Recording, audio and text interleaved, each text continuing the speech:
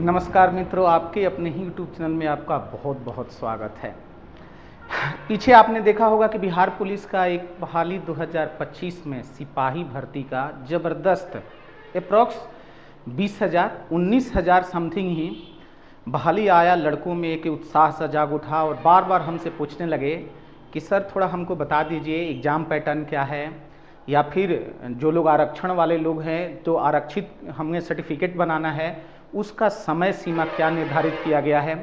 तो इसी विषय में इसी चीज़ को जानकारी पूरा संपूर्ण A to Z हम आपको यहाँ से विज्ञापन डाउनलोड करके रखे हुए हैं।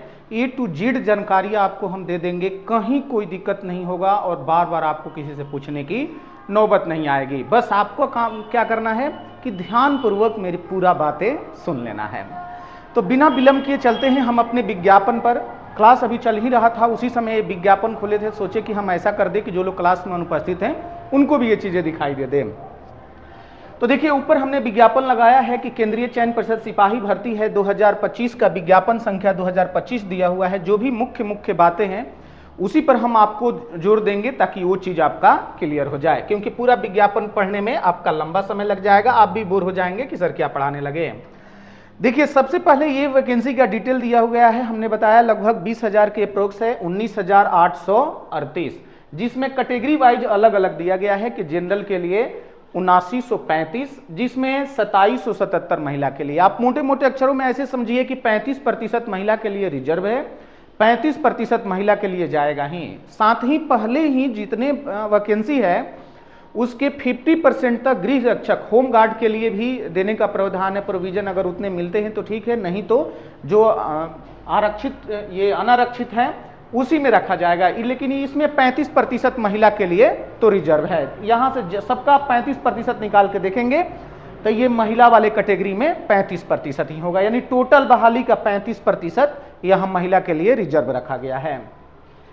फिर अगर हम लोग नीचे चलें तो देखिए सिपाही आवेदन के लिए चाहिए क्या। विज्ञापन से पहले ही कुछ चीजें बताते हैं कि आपको इसमें लिखित परीक्षा देने होते हैं, फिर शारीरिक फिजिकल देने होते हैं और उसके बाद डॉक्यूमेंट वेरिफिकेशन होता है। लिखित परीक्षा सिर्फ वो मानक है कि बच्चे को निकाल के फिजिकल में कितने को लेना है, तो जितनी टोटल वैकेंसी होती है उसके 5 गुना बच्चे को फिजिकल में बुलाया जाता है। लेकिन जो रिटेन क्वालिफाई करेंगे उन्हीं को, रिटेन के लिए 30% यानी 30% लगाया गया है कि 30% अगर आपका आता है तभी आप क्वालिफाई, वरना तो विचारे नहीं किया जाएगा। 30% से ऊपर भी एक सीट के लिए स्टेगर कर दिया जाएगा कि जी हमें 5 गुना लेना है, तो 5 गुना लेने का कटअप क्या बनता है, वो कटअप निर्धारित किया जाता है और उसी कटअप के अकॉर्डिंग आपका फिजिकल टेस्ट होता है। लेकिन जब फाइनली डॉक्यूमेंट वेरिफिकेशन के बाद मेरिट बनता है, वो मेरिट बनता है सिर्फ फिजिकल पर।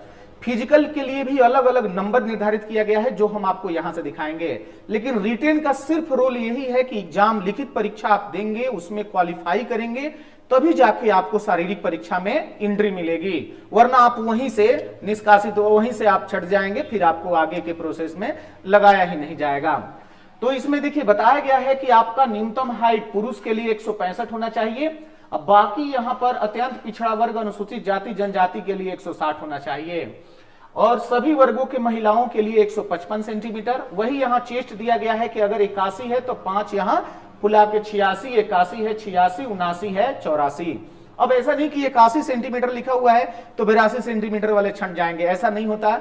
82 सेंटीमीटर वाले को भी लिया जाएगा, लेकिन वहां से 5 सेंटीमीटर फुलना चाहिए। अगर आपका 82 है तो आपका 87 होना चाहिए, अगर 83 है तो आपका 88 होना चाहिए, यानी 5 सेंटीमीटर का वहां पर फुलना ही फुलना। देखिए लिखा गया है कि फुलाने के बाद सीना की मापी से कम 5 सेंटीमीटर का अंतर होना अनिवार्य है। ऐसे नहीं सोचना है ये 86 सेंटीमीटर फुला के मांगा गया है तो मेरा ऐसे ही 86 है तो अब फुलाने की नौबत नहीं, ऐसे 86 है तो 5 फुला के आपका 91 होना चाहिए, वरना वहां पर भी दिक्कतें होगी।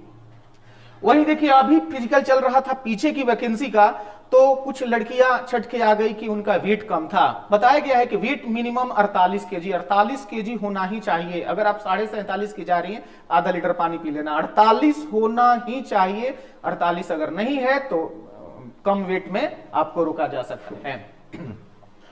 फिर वही अगर शैक्षणिक योग्यता की देखें तो ये 10+2 की ही वैकेंसी है, 10+2। लेकिन 10+2 के साथ ये भी बताया गया है कि जो संस्कृत बोर्ड से हैं वो लोग भी अप्लीकेबल हैं।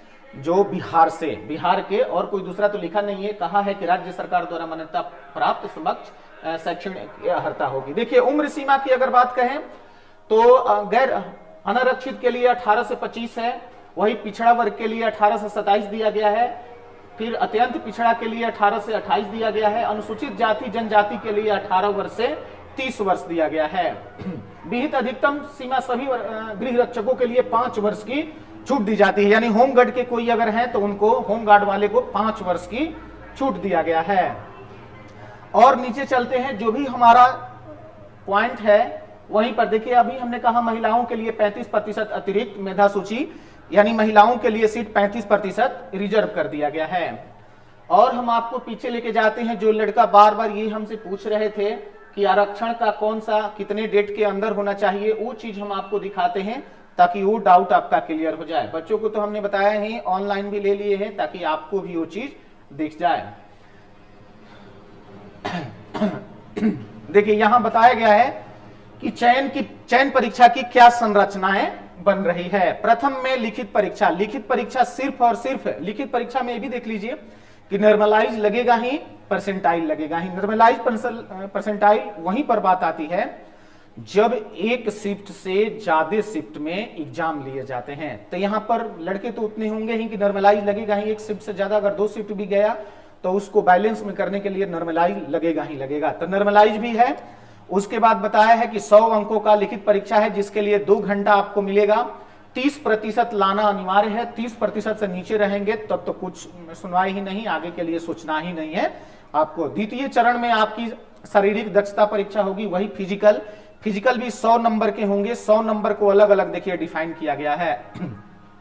5 मिनट से कम में अगर आप मारते हैं तो आपको सीधा 50 अंक मिलेगा, बाकी 20-20 सेकंड के अंतराल पे घटते जाएगा, तो यहां से 10-10 नंबर घटते जाएगा, मिनिमम 20 अंक तक मिल सकता है। अगर 6 मिनट से ज्यादा लेते हैं तो आप असफल हो जाएंगे, फिर आपको फिजिकल से बाहर कर दिया जाएगा। वही महिलाओं के लिए देखा जाए तो 4 मिनट से कम अगर ये लाती हैं, क्योंकि इनका 1 किलोमीटर है और इनका 1.6 किलोमीटर है, इनको 1600 मीटर दौड़ना होता है, इनको 1000 मीटर, इनको अगर 4 मिनट से कम ये लाती हैं तो ये इनको 50 अंक, वरना 20-20 सेकंड के अंतराल पर इनका भी 10-10 नंबर कम होते जाएगा। वही गोला फेंक में अगर देखा जाए तो 20 फीट से अगर ज्यादा फेंक देते हैं तो 25 अंक मिलेगा, वरना 1-1 फीट अगर ऊपर से हम लोग कम करते जाएं तो यहां से नंबर 4-4 नंबर कम होते गया। महिलाओं के लिए भी बताया है कि अगर 16 फीट से ये ज्यादा फेंक देती हैं तो इसको 25 अंक, यानी 50 ऊपर और 25 यहां, 75 नंबर तो आपने देख लिया। ऊंची कूद में बताया गया है कि 4 फीट कूद जाएंगे तो आपको 13 अंक, अगर 4 फीट सबसे हाईएस्ट, 4 फीट तो ये सबसे कम है, यहां पर देखिए 5 फीट अगर आप कूद जाते हैं तो आपके 25 अंक मिलेंगे, यानी 25 यहां, 25 वहां, 50 और 50 उसमें, 100 अंक का शारीरिक। और उसके बाद आप जैसे ही 4-4 इंच यहां कम करते जाएंगे तो इधर से आपका 4-4 नंबर कम होते जा रहा है। वही अगर महिला का देखें तो ये 4 फीट अगर कूदती हैं तो 25 अंक, ये 5 फीट पुरुष के लिए है, 5 फीट पर 25 अंक, महिला के लिए है 4 फीट पर 25 अंक। तृतीय चरण में बताया गया है कि दस्तावेज सत्यापन यानी डॉक्यूमेंट वेरिफिकेशन होगा। डॉक्यूमेंट वेरिफिकेशन में आपके जो भी डॉक्यूमेंट है, ये भी उसका भी सूची दिया गया है कि क्या क्या लेके जाना है। यहां देखिए, एक तो जो भी आईडी है आपके पास, तो सबसे फेमस तो आपका वोटर आई कार्ड, ऐसा नहीं है कि वोटर आई कार्ड नहीं है तो काम नहीं चलेगा, चलेगा। वैध फोटो एक पहचान पत्र जैसे आधार कार्ड, ड्राइविंग लाइसेंस, मतदाता पहचान पत्र जो भी हो। जन्म प्रमाण पत्र जो है वो मैट्रिक से ही मिलाया जाता है, इसलिए आपको अंक प्रमाण पत्र मैट्रिक का ही चाहिए। चूंकि इंटर पे आपका बहाली है तो इंटरमीडिएट का आपका सर्टिफिकेट और मार्कशीट दोनों चाहिए।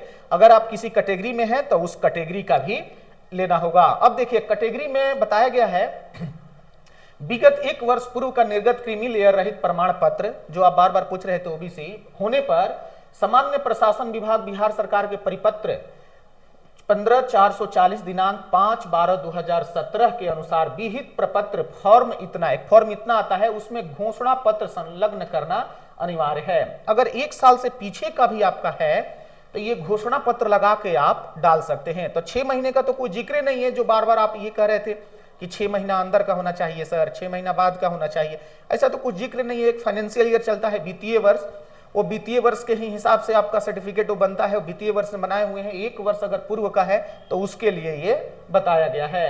बाकी स्वतंत्रता सेनानी के लिए भी, ईडब्ल्यूएस के लिए एकदम सेम बताया गया है, ट्रांसजेंडर के लिए तो ट्रांसजेंडर है, गृह रक्षक अभ्यर्थी के लिए देखिए, गृह रक्षक अभ्यर्थी के लिए ही हमने बताया कि इनका 50% वहां पर सीट है और इनका 5 वर्ष का छूट भी है। अभी गृह रक्षक का भी बहाली आया हुआ था, लेकिन ये बिहार पुलिस का है। बिहार पुलिस का तो ये आपका चालू भी हो गया। देखिए मेधा सूची में बताया गया है कि लिखित परीक्षा मेधा सूची का आधार नहीं होगा। लिखित परीक्षा केवल शारीरिक दक्षता परीक्षा दस्तावेज सत्यापन के लिए क्वालिफाइंग होना चाहिए, अर्हता बस वो लाना चाहिए, बाकी मेरिट के लिए नंबर की कोई आवश्यकता नहीं है।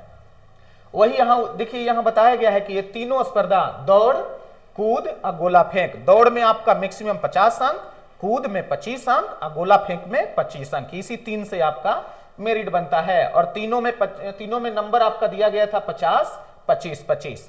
उसके नीचे देखिए, अगर फी की अगर हम लोग बात करें तो सभी कोटि के अभ्यर्थी के लिए शेष सभी का मतलब यहां से जो आरक्षित हैं उनके लिए 180, बाकी जनरल, ओबीसी, ईडब्ल्यूएस सबके लिए हमें देना होगा 675 रुपया।